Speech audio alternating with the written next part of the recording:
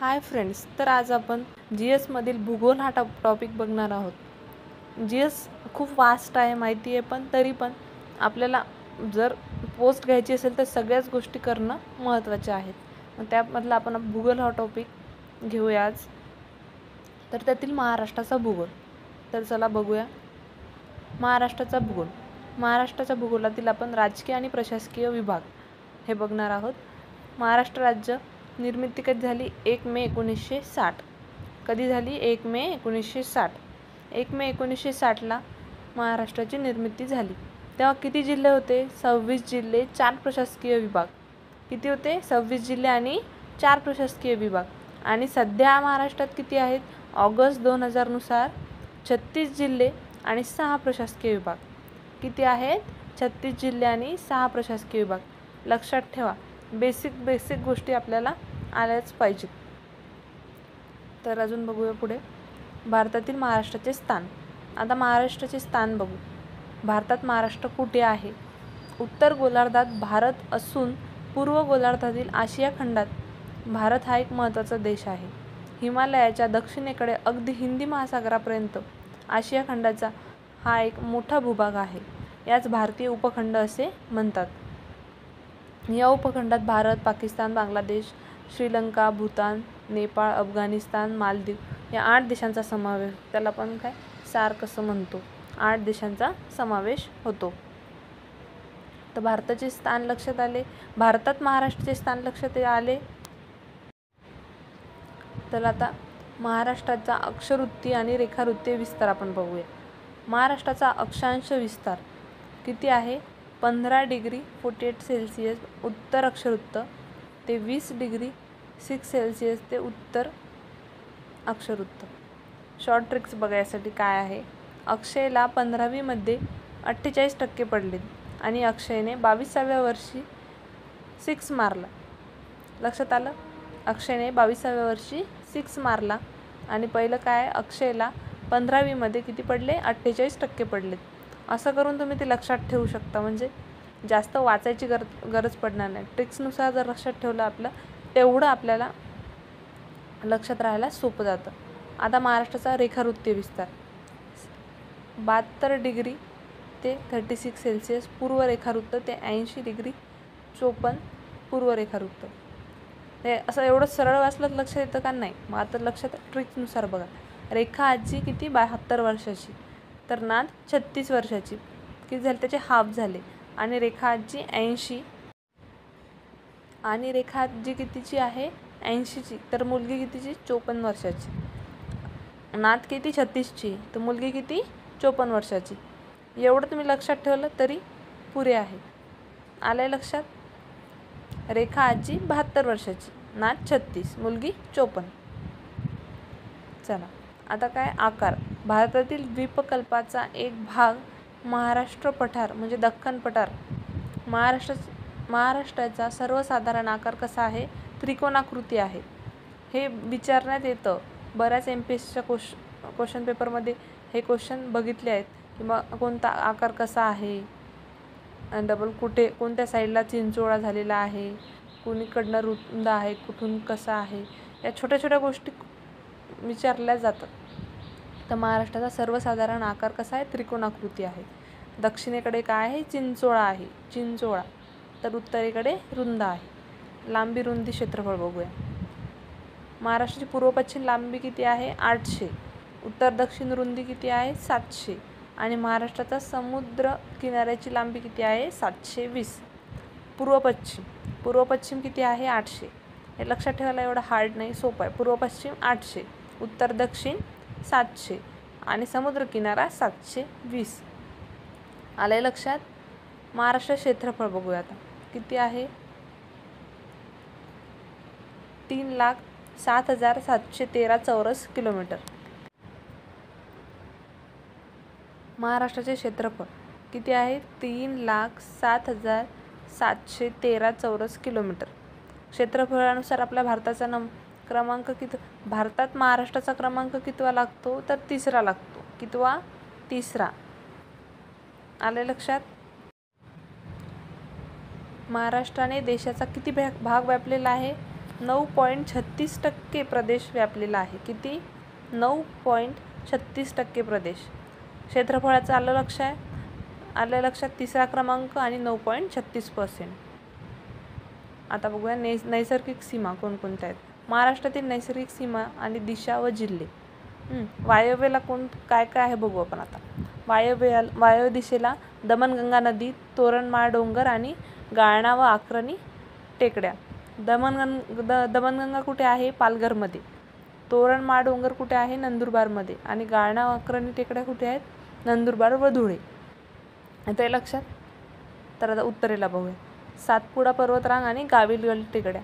तुम्ही मॅप असा इमॅजिन करा किंवा बुक वगैरे तुमच्याकडे असेल तर मॅप काढून बसा, म्हणजे तुम्हाला कळेल कुठे काय आहे, कुठे काय आहे. तुम्ही मॅपवर जेवढं लक्षात घ्याल तेवढं तुम्हाला सोपं जाईल, इझी जाईल लक्षात ठेवायला.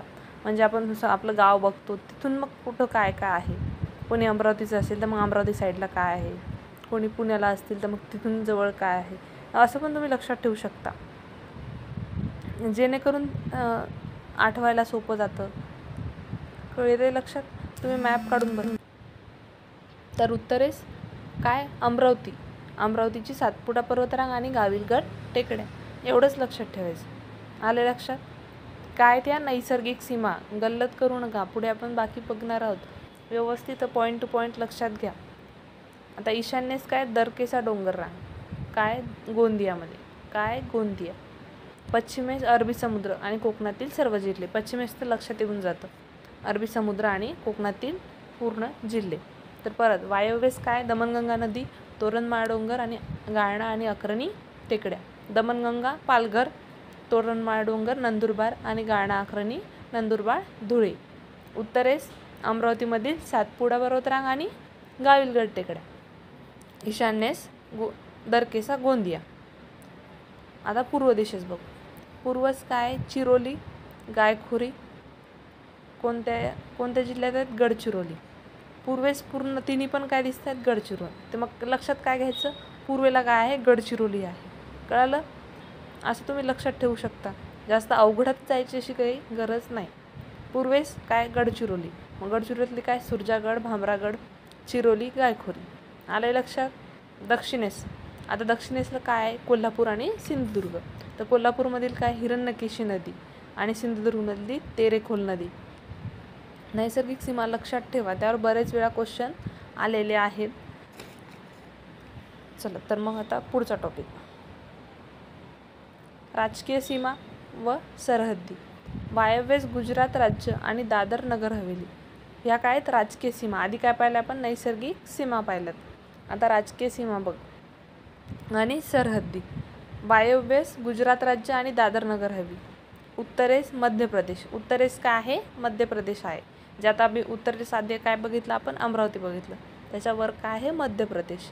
पूर्वेस छत्तीसगड. पूर्वेस काय बघितलं? गडचिरोली. पूर्वेस काय? छत्तीसगड. तुम्ही असं कम्पेअर करून काही गोष्टी लक्षात ठेवू शकता, म्हणजे तुम्हाला अभ्यासाला सोप्या जातील. आग्नेयस काय? तेलंगणा राज्य आहे. आणि आग्नेय दक्षिणेस काय? कर्नाटक, गोवा. दक्षिणेस काय बघितलं? तर कोल्हापूर, सिंधुदुर्ग. त्याच्या खाली काय आहे? कर्नाटक, गोवा. आलंय लक्षात.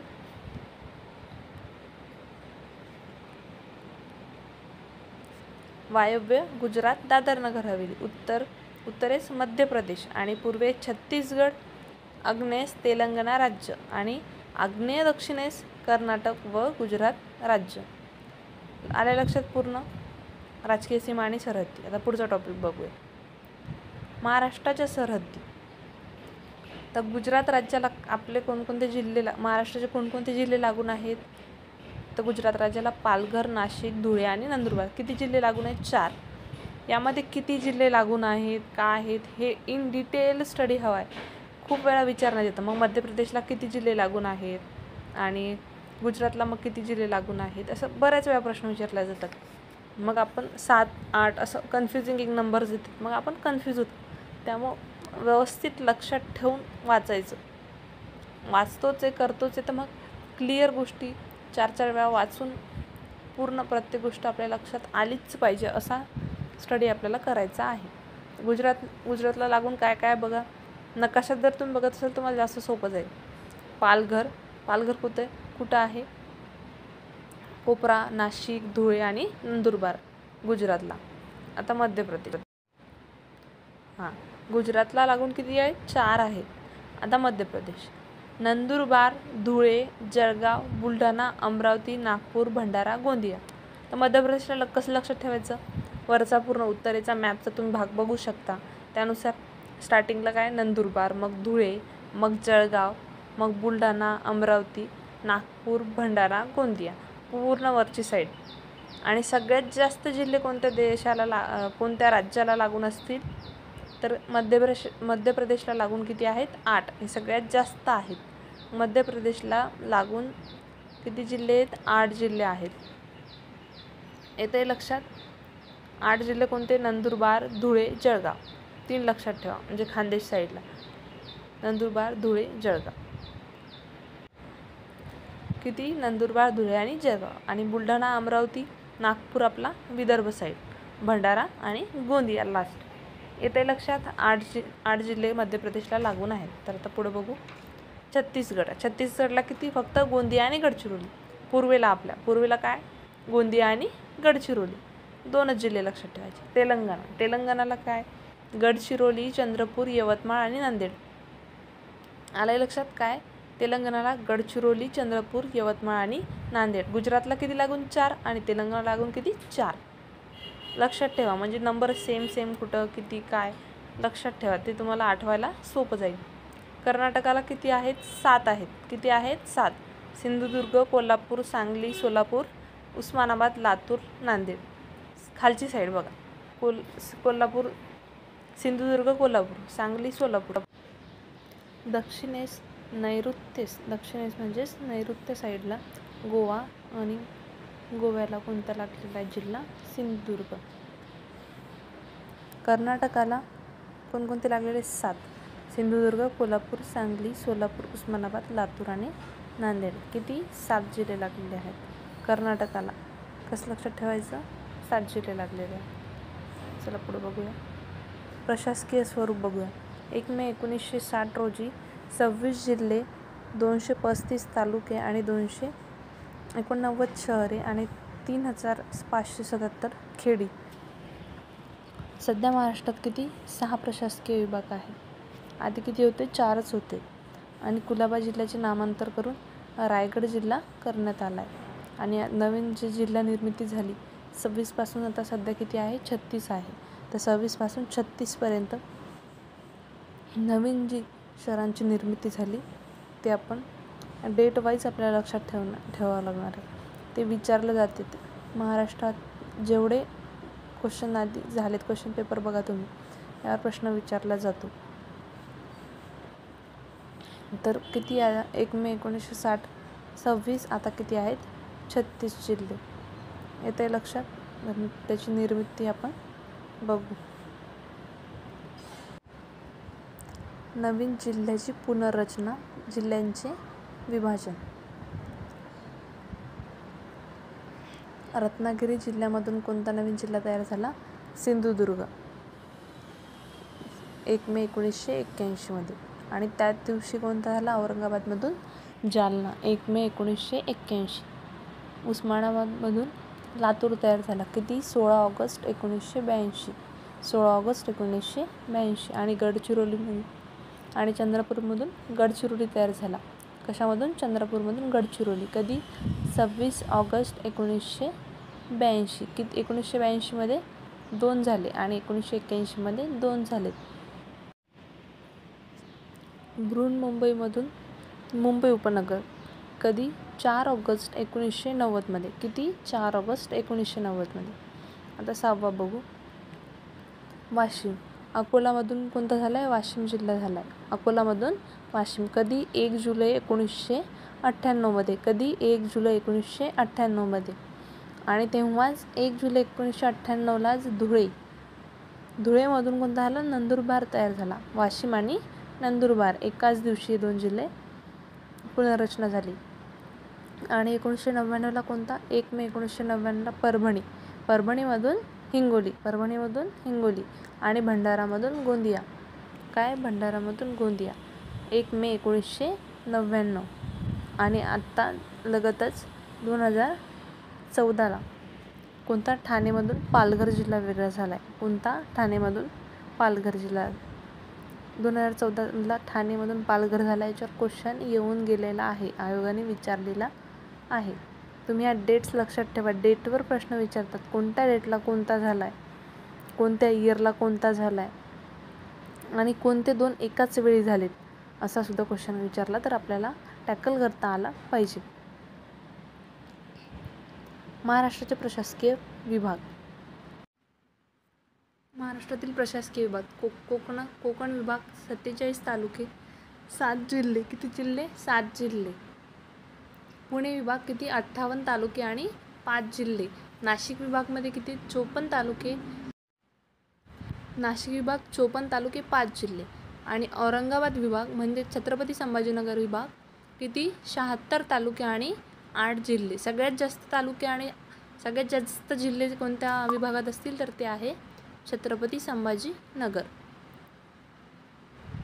अमरावती विभाग किती आहेत? 56 तालुके आणि 5 जिल्हे. आणि नागपूर विभाग किती आहेत? 64 तालुके आणि 6 जिल्हे. असं तुम्ही वाचलं तुमच्या लक्षात येणार नाही. मग किती क्रमाप्रमाणे बघू आपण, मग ते तुम्हाला लक्षात ठेवायला सोपं जाईल. सगळ्यात आधी कोणता? छत्रपती संभाजीनगर. 8 जिल्हे. किती जिल्हे? 8 जिल्हे. किती आहेत? 8 जिल्हे. तर मग सगळ्यात आधी छत्रपती संभाजीनगर, 76 तालुके आणि 8 जिल्हे. नंतर सेकंड काय? नागपूर विभाग 64 तालुके आणि जिल्हे किती? 6. जिल्ह्याप्रमाणे जर बघायला सेकंड नंबरला कोण येतं? कोकण येतं. तालुक्यांप्रमाणे सेकंड नंबरला कोण येतं? नागपूर विभाग येतो. तर आपण जिल्ह्याप्रमाणे बघू आधी. छत्रपती संभाजीनगर, नंतर नागपूर, कोकण. पहिले छत्रपती संभाजीनगर, नंतर कोकण, नंतर नागपूर आणि नंतर दोन्ही सेम पुणे आणि अमरावती. 5. आता तालुक्याप्रमाणे बघूया. सगळ्यात पहिले कोणतं? छत्रपती संभाजीनगर. नंतर कोणतं आहे? नागपूर आणि नंतर पुणे, नंतर अमरावती आणि नंतर कोकण. सगळ्यात लास्ट तालुक्यांनुसार सगळ्यात लास्ट कोणतं येणार? कोकण. येतं आहे लक्षात? झालं आहे क्लिअर? महाराष्ट्र प्रशासकीय विभाग. चला पुढचा टॉपिक बघू. सन 2019 ते 20मध्ये किती? 34 जिल्हा परिषदा, 351 पंचायत समित्या, 27,8पंचायत ग्रामपंचायती आणि 27 महानगरपालिका, 241 नगर परिषदा, 128 नगरपंचायती, 334 शहरांची संख्या आणि 7 कटक मंडळे. महाराष्ट्रात एकूण जिल्हे किती आहेत? 36 आहेत. महाराष्ट्रात 355 तालुके आहेत आणि त्यात 3 ॲड केले 358 होतात. पण मुंबई उपनगरातील जे 3 तालुके आहेत ते फक्त सोयीसाठी आहेत. त्यांना तालुक्यांचा दर्जा असा प्राप्त नाही, ते फक्त सोयीसाठी केलेले आहेत. त्यामुळे ते काउंट नाहीत करत. पण ते पकडले तर 358. जर ऑप्शनमध्ये 355 असलं आणि 358 असलं तर तुम्ही 358 करू शकता, किंवा दोन्हीपैकी एक, जे 355 असलं 355, 358 असलं तर 358 असं तुम्ही करू शकता. कोकण विभागामधील जिल्हे.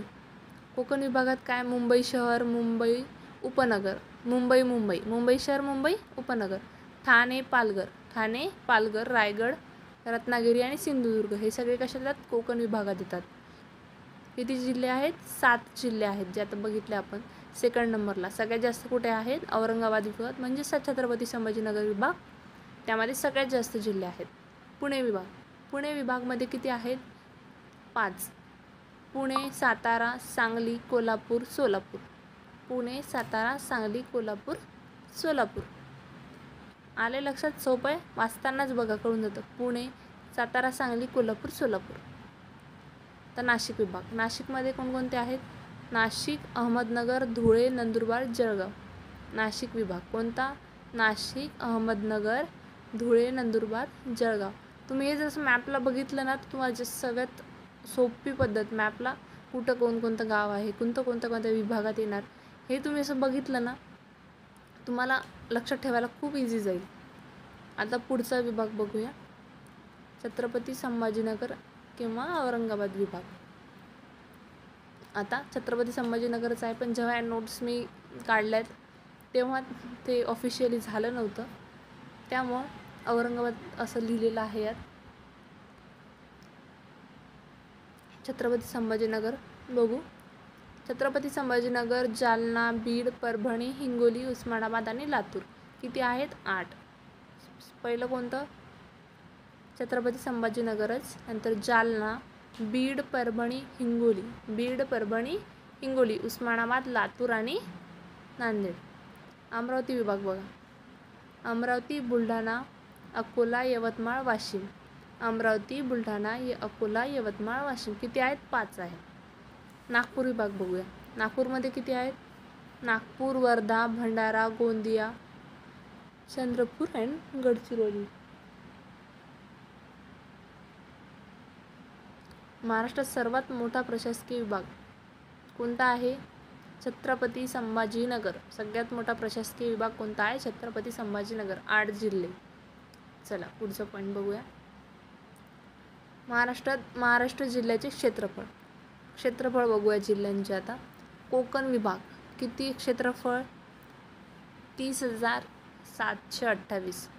त्यात सगळ्यात जास्त कोणत्या जिल्ह्यामध्ये आहे? रत्नागिरीमध्ये. किती? 8,208. आणि सगळ्यात कमी मुंबई. नाशिक विभाग क्षेत्रफळ किती आहे? 57,493. अहमदनगर त्यामध्ये सगळ्यात जास्त कोणाचं आहे? अहमदनगर. 17,058. सर्वाधिक क्षेत्रफळ नाशिक जिल्ह्यातले सर्वाधिक क्षेत्रफळ कोणते आहे? अहमदनगर. आणि असेही सर्वाधिक क्षेत्रफळ कोणत्या जिल्ह्याचे आहे? तर अहमदनगर जिल्ह्याचेच आहे. नंदुरबार सगळ्यात कमी. नाशिक विभागात सगळ्यात कमी कोणाचे आहे? नंदुरबार सर्वात कमी. अमरावती विभागाचे किती आहे? 46,000. सगळ्यात जास्त यवतमाळ, सगळ्यात कमी वाशिम. चौथा पुणे विभागाचे क्षेत्रफळ किती? 57,273. सर्वात जास्त कुठे? पुणेच. सर्वात जास्त कोणते? पुणेच. आणि सर्वात कमी कोल्हापूर. औरंगाबाद विभागमध्ये छत्रपती संभाजीनगर विभाग. ह्या जुन्या नोट्स आहेत म्हणून त्या औरंगाबाद लिहिल्या आहे. 64,813. किती? 64,813. सर्वात जास्त क्षेत्रफळ बीड विभागात आणि सगळ्यात कमी हिंगोली विभागात. सगळ्यात जास्त कोणतं आहे? बीड विभागात आणि सगळ्यात कमी हिंगोली विभागात. नागपूर विभाग 51,377. गडचिरोली त्यामध्ये सगळ्यात जास्त कोणता आहे? गडचिरोली आणि सगळ्यात कमी भंडारा. तुम्हाला मी सांगितलं महाराष्ट्रात सर्वात जास्त क्षेत्रफळ कोणत्या जिल्ह्याचे आहे? तर अहमदनगर जिल्ह्याचे आहे सर्वात जास्त क्षेत्रफळ. आणि सर्वात कमी क्षेत्रफळ कोणत्या जिल्ह्याचे आहे? तर मुंबई शहर. हे ते लक्षात, हे 2 पॉईंट लक्षात ठेवा. बाकी काही लक्षात ठेवलं नाही तरी हे 2 पॉईंट लक्षात ठेवा. Next topic. महाराष्ट्र जिल्ह्यावार प्रशासकीय विभागानुसार तालुक्यांची संख्या. कोणत्या जिल्ह्यामध्ये किती तालुके आहेत हे आपण ट्रिक्सने बघूया. तसं खूप हार्ड जाईल तुम्हाला लक्षात ठेवायला. आणि याच्यावर बरेच वेळा प्रश्न आलेले आहेत. बऱ्याच एक्झाममध्ये यावर प्रश्न विचारले गेलेले आहेत. आणि आता TCS IBPS पॅटर्ननुसार असल्यामुळं काठिण्य पातळी काय राहील हे तर तुम्ही समजूच शकता. त्यामुळे आपल्याला प्रत्येक गोष्ट लक्षात ठेवण्याची खूप जास्त गरज आहे. प्रत्येक जे वाचतं ते लक्षात ठेवलंच गेलं पाहिजे. मग त्यामुळे ट्रिक्स वापरा, शॉर्टकट्स, त्यानुसार आपण लक्षात ठेवायचं. चला बघूया. यवतमाळ आणि नांदेड किती? 16 तालुके. किती? 16 तालुके. येणा सगळ्यात आधी काय? येणा.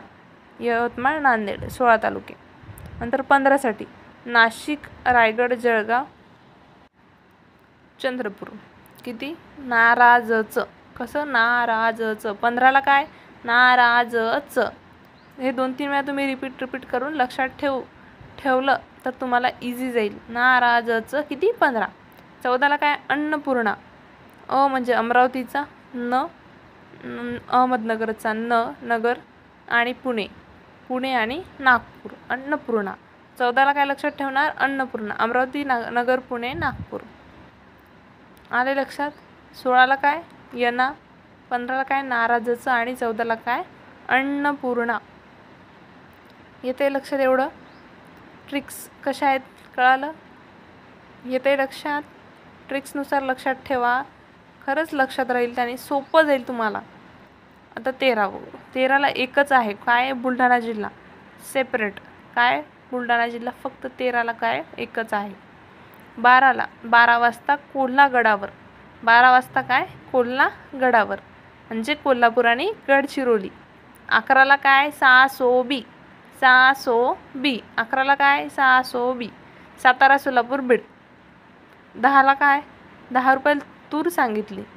10 रुपयात काय सांगितले? तूर सांगितली. लातूर, सांगली.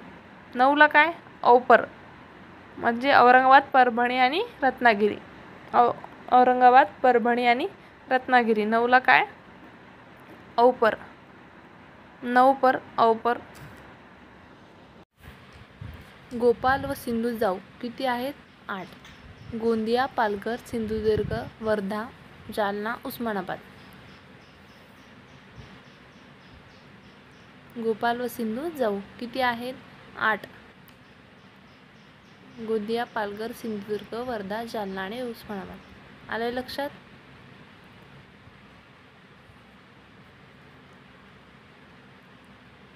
औपरचा 9 आणि गोपाल व सिंधू जाऊचा 8. अक्का भांडली ठाण्यात ही ट्रिक ते किती तालुक्यांसाठी? 7. ज्यामध्ये तालुक्यांची संख्या किती? 7. अकोला, भंडारा, ठाणे. अक्का भांडली ठाण्यात. 6 साठी काय? नवा. नंदुरबार, वाशिम. काय? नंदुरबार आणि वाशिम. 5 साठी सेपरेट हिंगोली. हिंगोलीमध्ये किती? 5 तालुक्यांची संख्या आहे. 4 धुळे. मुंबई उपनगर 3 आणि मुंबई शहर 0. आणि मुंबई उपनगरमध्ये एकही तालुका नाही. इम्पॉर्टंट आहे, काहीतरी वेगळं असल्यामुळं यावर नेहमी क्वेश्चन विचारले जातात. मुंबई शहर 0. तर अशा प्रकारे आपण ट्रिक्सनुसार तालुक्याची संख्या, जिल्ह्यांमध्ये तालुक्याची संख्या किती आहे आपण बघितलं आहे. आता पुढील टॉपिक, महाराष्ट्राच्या काही भागांना लाभलेली वैशिष्ट्यपूर्ण प्रादेशिक नावे. महाराष्ट्रात पारंपरिक प्रादेशिक विभाग. बघा, कोकणात किती जिल्हे आहेत? कोकणात 7 जिल्हे आहेत. प्रादेशिक नावे, पारंपरिक प्रादेशिक विभागांना कोकणात किती आहेत? 7 जिल्हे आहेत. त्याला काय म्हणतो आपण? पूर्व कोकण. देशावार कशाला म्हणतो? सह्याद्रीच्या पूर्व बाजूला देश असे म्हणतात. सह्याद्रीच्या पूर्व बाजूला देश असे म्हणतात. देशावारमध्ये काय येतं? पुणे, सातारा, सांगली, कोल्हापूर, सोलापूर, नाशिक, अहमदनगर. पुणे, सातारा, सांगली, कोल्हापूर, सोलापूर, नाशिक, अहमदनगर म्हणजे पूर्ण पुणे विभाग आणि नाशिक आणि अहमदनगर. खानदेशामध्ये काय येतं? तापी खोऱ्यातील उत्तर दिशेला धुळे, नंदुरबार, जळगाव. धुळे, नंदुरबार, जळगाव. खानदेश तापी खोरा धुळे, नंदुरबार आणि जळगाव. कापूस आणि केळी तिथली प्रसिद्ध आहेत. आलं लक्षात? मराठवाडा मध्य महाराष्ट्र गोदावरीच्या खोऱ्यामध्ये. मराठवाड्यात किती जिल्हे येतात? 8 जिल्हे येतात. म्हणजे औरंगाबाद हा पूर्ण प्रशासकीय. मराठवाडा 8 जिल्हे, ज्याला आपण आता औरंगाबादला छत्रपती संभाजीनगर म्हणतो. तो पूर्ण छत्रपती संभाजीनगर मराठवाड्यात येतं. विदर्भामध्ये काय काय येणार? अमरावती आणि नागपूर प्रशासकीय विभाग. त्यात चुकून ते नाशिक झालंय. अमरावती आणि नागपूर प्रशासकीय विभाग पूर्ण विदर्भात येतो. किती जिल्हे येतात? 11 जिल्हे येतात. त्याला विदर्भालाच आपण वऱ्हाड असं म्हणतो. तर विदर्भामध्ये 2 प्रशासकीय विभाग येतात, अमरावती आणि नागपूर. लक्षात ठेवा, चुकलं इथे लिहिताना, नाशिक झालंय. आले लक्षात? तर पुढचा पॉईंट बघू. उत्तरेकडून दक्षिणेकडे महाराष्ट्रातील खाड्यांचा क्रम. कोकणातील या पूर्ण खाड्या आहेत उत्तरेकडून दक्षिणेकडे जाणाऱ्या. सर्वात प्रथम खाडी कोणती? दातीवार खाडी, नंतर वसईची खाडी, नंतर धर्मतर खाडी, राजापुरी खाडी, बाणकोट खाडी, दाभोळची खाडी, जयगड खाडी, विजयदुर्ग खाडी, कुर्ली खाडी आणि तेरेखोलची खाडी. या नेहमी क्रमानुसार काही ना काही क्वेश्चन येतच राहतो. त्यावर बऱ्याच वेळा खाड्या विचारल्या जातात. कुठे कोणती खाडी आहे, क्रमानुसार खाड्यांचे क्रम, उतरता क्रम, उत्तरेकडून दक्षिणेकडे, दक्षिणेकडून उत्तरेकडे असा क्रम नेहमी विचारला जातो. तेवढ्या खाड्या 10च्या 10 क्रमावर लक्षात ठेवणे सोपे नाही, म्हणून त्यासाठी ट्रिक्स, शॉर्ट ट्रिक दिलेली आहे. दाव धरा बांध जविकते. कुलाबा जिल्ह्याचे नाव बदलून काय झाले आहे? रायगड. कधी? 1 जानेवारी 1981 मध्ये कुलाबा जिल्ह्याचे नाव बदलून काय झाले? रायगड झाले. सह्याद्रीचा प्रस्तरभंग होऊन कोकण किनारपट्टीची निर्मिती झाली. काय झाली? कोकण किनारपट्टी कशी तयार झाली? सह्याद्रीचा प्रस्तरभंग होऊन. कोकणातील सर्वात मोठी नदी कोणती आहे? वैतरणा. हे क्वेश्चन आलेले आहे, त्याच्यानुसार हे एक लाईनमध्ये मी तुम्हाला सांगितलं आहे. पालघरमधील गरम पाण्याचे झरे कोणते आहेत? अकलोली, गणेशपुरी, वज्रेश्वरी, कोकणेर व सातवली. कुठे आहेत? पालघरमधील गरम पाण्याचे झरे अकलोली, गणेशपुरी, वज्रेश्वरी, कोकणेर आणि सातिवली. महाराष्ट्रात एकूण 49 बंदरे आहेत. किती बंदरे आहेत महाराष्ट्रात? 49 बंदरे आहेत. आले लक्षात? हे क्वेश्चन जे प्रिव्हियस इयर क्वेश्चन पेपरमधील आहेत ते मी तुम्हाला इथे 1 लाईनमध्ये क्लिअर केलेले आहेत, किंवा कोणताच पॉईंट तुमचा सुटायला नको आहे. चालेल, पुढचा पॉईंट बघू. पश्चिमेकडील अरबी समुद्राच्या साखल भागाला खलाटी म्हणतात. यावर बराच वेळा क्वेश्चन आलेत. खलाटी म्हणजे काय, वलाटी म्हणजे काय, आणि आपल्याला माहीत असायला पाहिजे. पश्चिमेकडील अरबी समुद्राच्या सखल भागास, सखल म्हणजे सपाट, सखल भागास खलाटी असे म्हणतात. खलाटीच्या पूर्वेस जो डोंगराळ भाग असतो त्यास वलाटी असे म्हणतात. जो डोंगराळ भाग आहे त्याला काय म्हणतो आपण? वलाटी असे म्हणतो. पश्चिमेकडील अरबी समुद्राच्या सखल भागाला काय म्हणतो? खलाटी. आणि खलाटीच्या पूर्वेस जो आहे डोंगराळ भाग त्याला आपण काय म्हणतो? वलाटी. सह्याद्रीच्या पर्वताची लांबी किती आहे? 1600 आणि महाराष्ट्रात 720 किलोमीटर. किती आहे महाराष्ट्रात? 720. सह्याद्री पर्वताची लांबी किती आहे महाराष्ट्रात? 720. हे लक्षात ठेवा. सह्याद्रीची उंची महाराष्ट्रात उत्तरेकडून वाढत जाते आणि दक्षिणेकडे कमी होत जाते. महाराष्ट्रात सह्याद्रीची उंची कशी आहे? उत्तरेकडे वाढत जाते तर दक्षिणेकडे कमी होत जाते. दख्खन पठाराने महाराष्ट्राचा 90% भाग व्यापला आहे. दख्खन पठाराने महाराष्ट्राचा किती टक्के भाग व्यापलेला आहे? 90% भाग व्यापलेला आहे. आले लक्षात? आता नदी प्रवाहामुळे खोरी वेगळी झाली. आता हे बघा, नर्मदा, तापी, गोदावरी, भीमा आणि कृष्णा. तर नर्मदा आणि या नद्यांचे प्रवाह जे आहेत, नर्मदा आणि तापी यांच्या प्रवाहातून जी खोरी तयार झाली आहेत ती वेगळी करण्याचे काम सातपुडा पर्वतरांगेने केले. सातपुडा पर्वतरांग. नर्मदा आणि तापी या प्रवाहामुळे या नद्यांच्या प्रवाहाची जी खोरी आहेत ती वेगळी कोणी केली? सातपुडा पर्वतरांगेने. तापी आणि गोदावरी या दोघांमध्ये कोणी खोरी वेगळी केली असतील तर ते काय? सातमाळा अजिंठा डोंगररांग. तापी आणि गोदावरी. आणि गोदावरी आणि भीमामध्ये नदीचे प्रवाह ज्यांची खोरी आहेत ती वेगळी कोणी केली आहे? हरिश्चंद्र बालाघाट डोंगररांग. कोणी? हरिश्चंद्र बालाघाट डोंगररांग. आणि भीमा आणि कृष्णामध्ये यांची खोरी वेगळी कोणी केली आहेत? तर शंभू महादेव डोंगररांग. कोणती? शंभू महादेव डोंगररांग. आले लक्षात? नर्मदा नदीचा उगम कुठे आहे? तर MP मध्ये आहे. पश्चिम वाहिनी आहे नर्मदा नदी. आणि किती किलोमीटर? तर 54 किलोमीटर आहे. तापी नदीचा उगम सुद्धा कुठे आहे? MP मध्ये आहे. कोणती? पश्चिम वाहिनी नदी आहे. कोणती आहे? पश्चिम वाहिनी. आणि 205 किलोमीटर आहे. गोदावरी नदीचा उगम कुठे झाला आहे? तर त्र्यंबकेश्वरला. ही कशी आहे? पूर्ववाहिनी नदी आहे. गोदावरी कशी आहे? पूर्ववाहिनी. नर्मदा, तापी पश्चिम वाहिनी आहेत.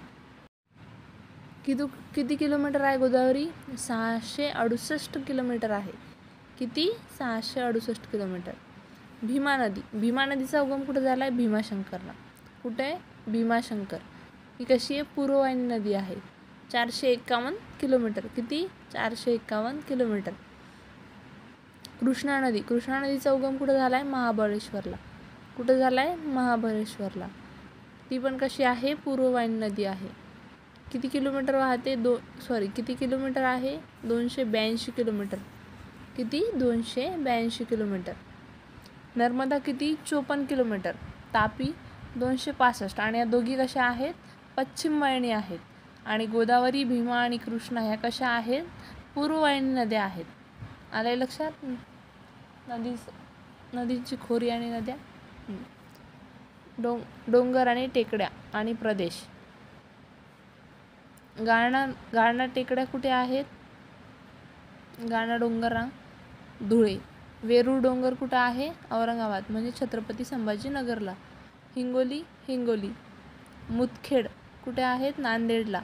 गरमसूर डोंगर कुठं आहे? नागपूरला. दरकेसा टेकड्या कुठे आहेत? गोंदिया. आणि गायखोरी डोंगर कुठे आहे? तर भंडारा. कुठे? गायखोरी, भंडारा. चिरोली टेकड्या, सुरजागड, भामरागड कुठं आहे? गडचिरोलीमध्ये. गड आलेला असल्यामध्ये गडचिरोली. सुरजागड, भामरागड. चिरोली टेकड्या कुठं आहेत? सगळ्या गडचिरोलीमध्ये. आलं लक्षात एवढं सगळं? डोंगर, टेकड्या आणि त्यांचे प्रदेश. गाळणा डोंगर.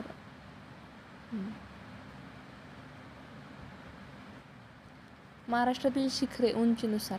यावर बरेच वेळा आपण क्वेश्चन आलेले बघतोय, ॲट्रिकसुद्धा बघतोय.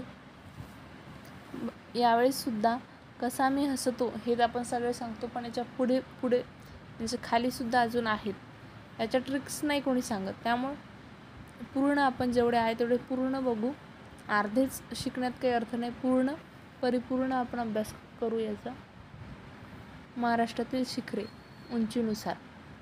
शिखर बघा, सगळ्यात तुमचं कोणतं? कळसुबाई. किती? 1646. 1646. कळसुबाई कुठं आहे? अहमदनगर जिल्ह्यामध्ये. कुठं आहे कळसुबाई? अहमदनगर जिल्ह्यामध्ये. साल्हेर किती? 1567. कुठं आहे? नाशिक जिल्ह्यामध्ये. साल्हेर कुठं आहे? नाशिक जिल्ह्यामध्ये. महाबळेश्वर 1438. कुठं आहे? साताऱ्यामध्ये. महाबळेश्वर कुठं आहे? सातारा. 1438. आणि हरिश्चंद्रगड कुठं आहे? 1424 अहमदनगर. आणि सप्तशृंगी 1416 नाशिक. सप्तशृंगी 1416 नाशिक. आणि तोरणा किती? 1404 पुणे. तोरणा कुठे आहे? तोरणा शिखर कुठे आहे? पुण्यामध्ये. तर कळसुबाई 1646 असं लक्षात नाही, मग काय 1646. कळसुबाई 1646 आणि कुठे आहे? अहमदनगर. साल्हेर 1567 नाशिक. महाबळेश्वर 1438 सातारा. आणि हरिश्चंद्रगड किती? 1424 अहमदनगर. आणि सप्तशृंगी 1416 नाशिक. तोरणा 404 पुणे. सा मी हसतो याप्रमाणे याची ट्रिक्स आहे. तर आता पुढील बघूया. अस्तंबा डोंगर कुठला आहे? नंदुरबार. त्र्यंबकेश्वर नाशिक. अस्तंबाची उंची किती आहे? 1325 नंदुरबारमध्ये. आणि त्र्यंबकेश्वरची किती आहे? 1304 नाशिक. तौला 1231 कुठे आहे? नाशिकमध्ये. वैराट कुठे आहे? 1177 अमरावतीमध्ये. आणि चिखलदरा. वैराट आणि चिखलदरा कुठे आहेत? अमरावतीमध्ये. आणि हनुमान कुठं आहे? धुळ्यामध्ये. कुठं आहे? धुळ्यामध्ये.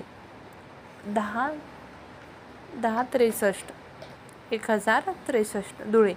त्याची ट्रिक्स काय? अत्रेने तिला विचारले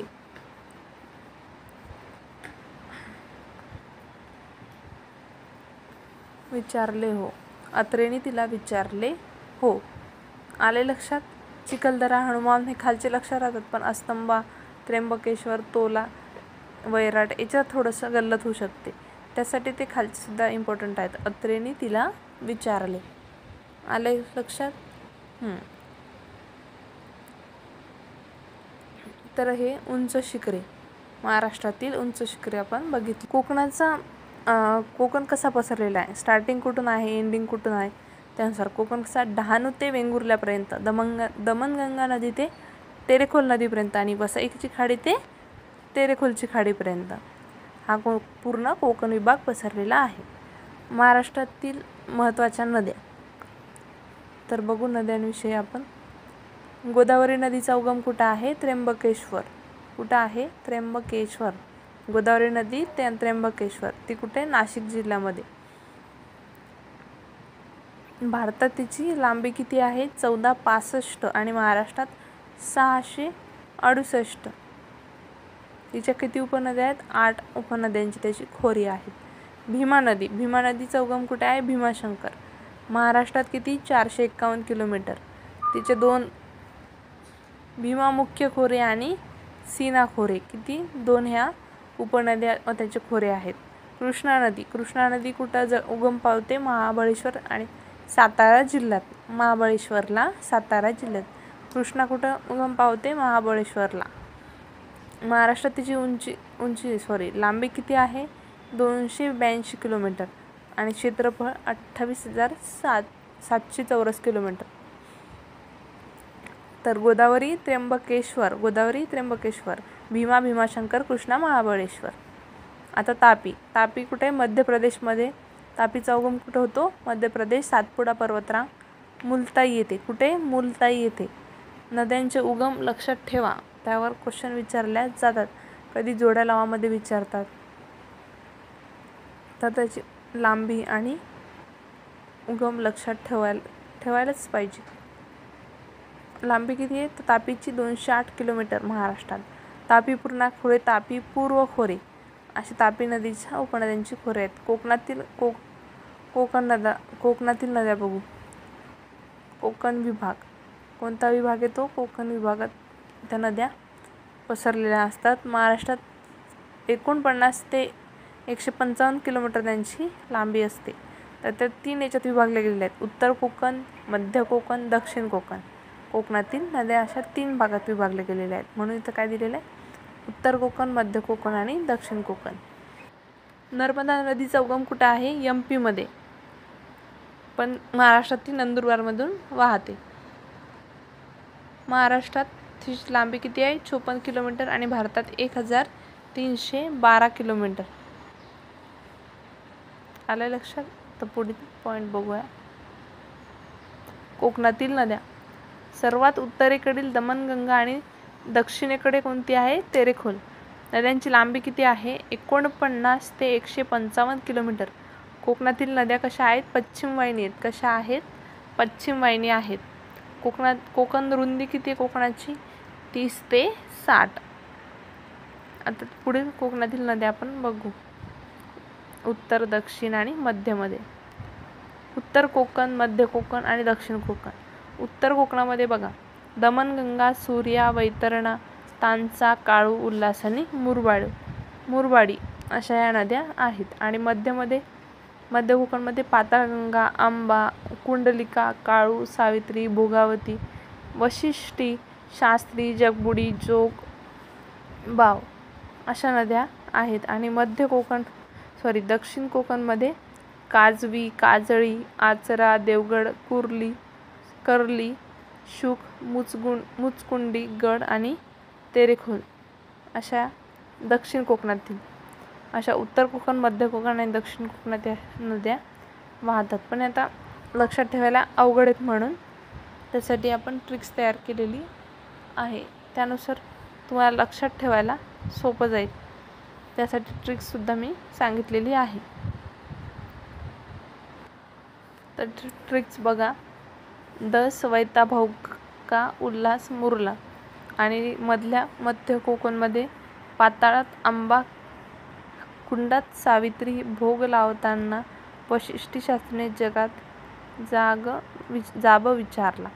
आणि लास्टला काजळ लावत आली देवगडला, शुक मुचकुंडीला गडावर खोलून येतो. अशा या ट्रिक्स आहेत ज्या लक्षात ठेवायला तुम्हाला सोपे जातील. थोड्या अवघड आहेत, कारण की नद्याच एवढ्या आहेत की त्यासुद्धा लक्षात ठेवणं सोपं नाही आहे. तुम्ही नकाशानुसार जर बघितलं किंवा जिल्ह्यांनुसार बघत गेलात, तालुक्यानुसार बघत गेलात, तर तुम्हाला लक्षात ठेवायला सोप्या आहेत, पण एवढे सगळे लक्षात ठेवावाच असं काही नाही. थोडाफार प्रमाणात माहिती असलं तरी खूप झालं. एवढं लक्षात ठेवणं शक्य नाही. महाराष्ट्रात 90% भूभाग दख्खन पठाराने व्यापला आहे. घाटमाथा किंवा पर्वतमाथा व किल्ले.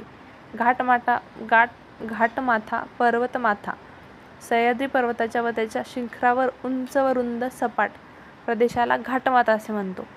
सह्याद्री पर्वताच्या व त्याच्या शिखरावर उंच व रुंद जो सपाट प्रदेश असतो त्याला आपण काय म्हणतो? घाटमाथा असे म्हणतो. उदाहरणार्थ नेरळजवळ माथेरान, साताऱ्याजवळ पाचगणी आणि महाबळेश्वर. आलं लक्षात? घाटमाथा किंवा पर्वतमाथा कशाला म्हणतात? सह्याद्री पर्वताच्या व त्याच्या शिखराच्या उंच व रुंद सपाट प्रदेशाला घाटमाथा असे म्हणतात. त्याची उदाहरणं पण पाहिली आपण, माथेरान, पाचगणी, महाबळेश्वर. किल्ले. सह्याद्री पर्वताच्या अशा अनेक घाटमाथ्यांवर शिवनेरी, रायगड, सिंहगड, प्रतापगड, पन्हाळगड, विशाळगड यांसारखे किल्ले आहेत. सह्याद्री पर्वताच्या अशा अनेक घाटमाथ्यांवर हे असे किल्ले आहेत. घाटमाथा किंवा पर्वतमाथा व किल्ले हे तर आपण बघितलं. घाट आणि खिंड. पर्वताच्या रांगा जेव्हा लांबच लांब पसरलेल्या असतात तेव्हा त्या उंच लांब रांगांमध्ये कमी उंचीचा भाग असतो, त्यास कमी उंचीच्या भागास खिंड असे म्हणतो. पावनखिंड आपण बघितलंच आहे. खिंड आपल्याला माहिती आहे.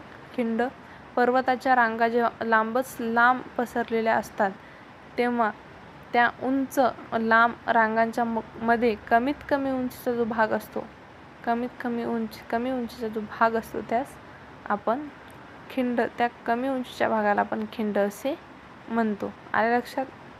खिंड. महाराष्ट्रातील घाट. आता महाराष्ट्रातील घाट आपण बघूया. पुण्यापासून बारामतीला जाताना तो कोणता घाट लागतो? दिवे घाट. पुण्यापासून नाशिकला जाताना चंदनपुरी घाट, आणि पुण्यापासून मुंबईला जाताना बोर घाट, आणि मुंबईवरून नाशिकला जाताना कोणता? थळघाट. त्यालाच आपण कसारा सुद्धा म्हणतो, कसारा घाट, थळघाट. आणि पुण्यापासून रायगडला जाताना जो जातो तो कोणता? ताम्हणी घाट. कोणता? ताम्हणी घाट. आणि नाशिकपासून धुळ्याला जाताना चांदवड घाट. कोणता? चांदवड. आले लक्षात? पुणेमधून बारामती जाताना दिवा घाट. पुणेमधून बारामती जाताना दिवे घाट, दिवा घाट. पुण्यातून नाशिकला जाऊन चंदनपुरी घाट, आणि पुण्यातून मुंबईला जाताना बोर घाट, आणि मुंबईवरून नाशिकला जाताना जो आहे तो थळघाट, त्यालाच कसारा घाट असे म्हणतो आपण. पुणे ते रायगड जाणारा कोणता? ताम्हणी घाट. पुणे ते रायगड जाणारा कोणता? ताम्हणी घाट. सगळ्यात जास्त इम्पॉर्टंट कोणते? बोर घाट, दिवा घाट, थळघाट, खंबाटकी घाट, ताम्हणी घाट. हे असे इम्पॉर्टंट असे आहेत जे तुम्ही लक्षात. पुणे ते सातारा जो आहे तो कोणता आहे? खंबाटकी. हां.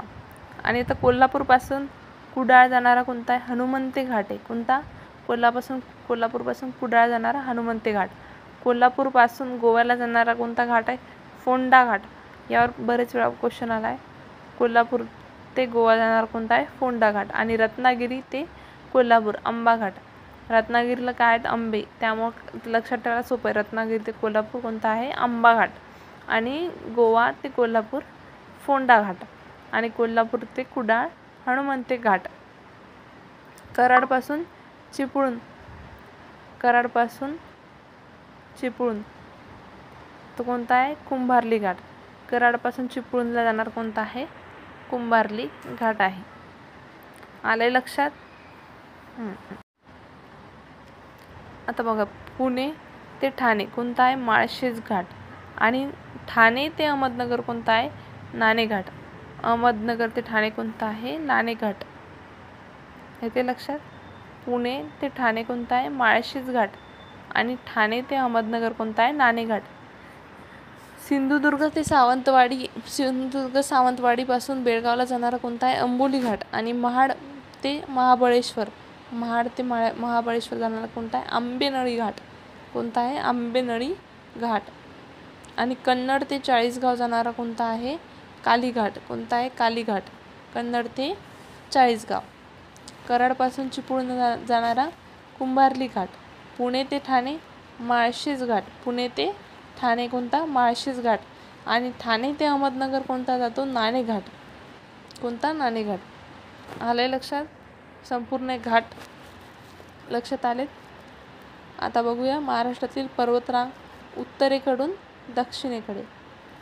सातपुडा पर्वतरांग, अजिंठा डोंगररांग, सातमाळा डोंगररांग, हरिश्चंद्र बालाघाट आणि नंतर बालाघाट डोंगररांग आणि शंभू महादेव डोंगररांग. हा उत्तरेकडून दक्षिणेकडे महाराष्ट्रातील पर्वतरांगांचा क्रम आहे. सगळ्यात आधी कोणती? सातपुडा पर्वतरांग. सातपुडा नंतर काय येणार? अजिंठा डोंगररांग.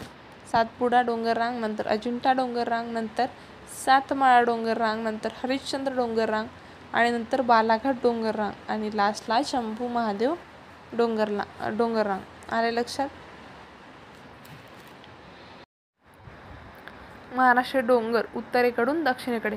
हे क्रम याच्यासाठी सांगते, क्रमानुसारच जोड्या लावामध्ये उत्तरेकडून दक्षिणेकडे हे जोड्या लावा विचारला जातात किंवा उत्तरेकडून दक्षिणेकडे क्रम बऱ्याच वेळा विचारले जातात. त्यामुळे क्रमानुसार सांगते. अस्तंबा डोंगररांग सगळ्यात आधी, नंतर उत्तरेकडे, नंतर अक्राणी, अस्तंबा, अक्राणी नंतर गाळणा डोंगररांग, नंतर वेरूळ डोंगररांग, नंतर बाळेश्वर डोंगररांग, नंतर तुमसाई डोंगररांग, नंतर सीतामाई डोंगररांग.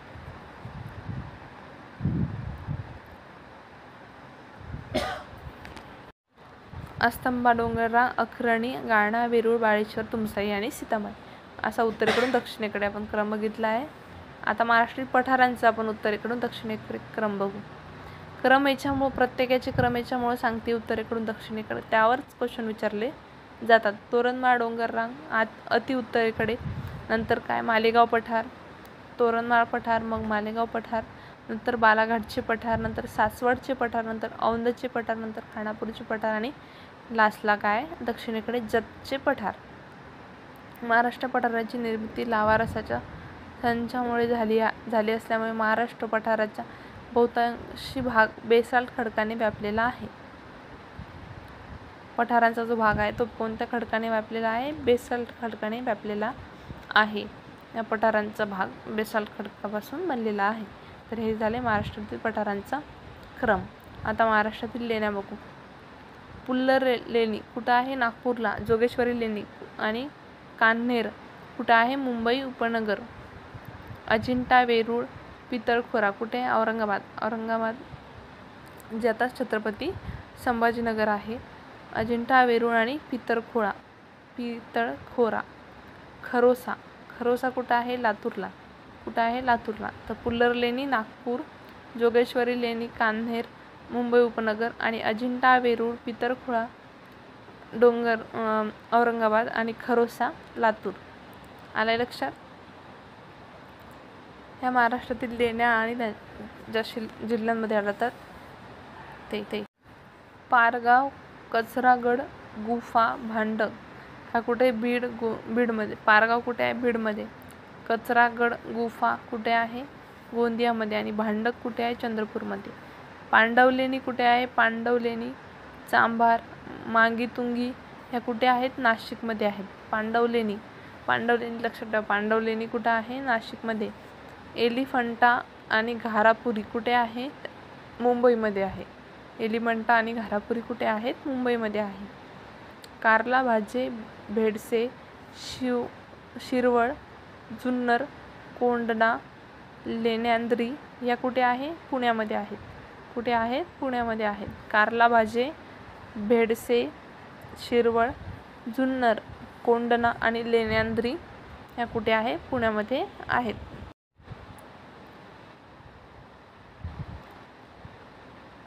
गंधारवले, नडसूर, कुंडा, नेनाली, कर्जत, थाळेवाडी ह्या एवढ्या कुठे आहेत? रायगड. मसरूळ, मांगीतुंगी आणि पांडवलेणी ह्या नाशिकला आहेतच. आणि कान्हेरी, महाकाई ह्या कुठे आहेत? मुंबईला आहेत. महत्त्वाचे धबधबे बघूया आता. ठोसेघर कुठे आहे? सातारामध्ये. मार्लेश्वर कुठे आहे? रत्नागिरी. रंधा कुठे आहे? अहमदनगरमध्ये. सौताडा बीड. रजिरप्पी कुठे आहे? गडचिरोलीमध्ये. आणि दरकेसा गोंदिया. दरकेसा गोंदिया लक्षात ठेवा. सहस्त्रकुंड कुठे आहे? नांदेडमध्ये. कुठे आहे? नांदेडमध्ये. अंबोली कुठे आहे? सिंधुदुर्गमध्ये. अंबोली लक्षात ठेवा. कपिलधारा कुठे आहे? बीडमध्ये. आणि मुक्तागिरी अमरावतीला. कुठे आहे मुक्तागिरी? अमरावतीला. लिंगमाळा कुठे आहे? सातारा महाबळेश्वरला. लिंगमाळा कुठे आहे? सातारा महाबळेश्वर. परत एकदा बघते. ठोसेघर कुठे आहे? सातारा. मार्लेश्वर कुठे आहे? रत्नागिरी. रंधा कुठे आहे? अहमदनगर. आणि सौताडा कुठे आहे? बीडमध्ये. रजिरप्पी कुठे आहे? गडचिरोली. दरकेसा गोंदिया. दरकेसा गोंदिया हे लक्षात ठेवा. बरेच वेळा क्वेश्चन विचारले गेलेले आहेत.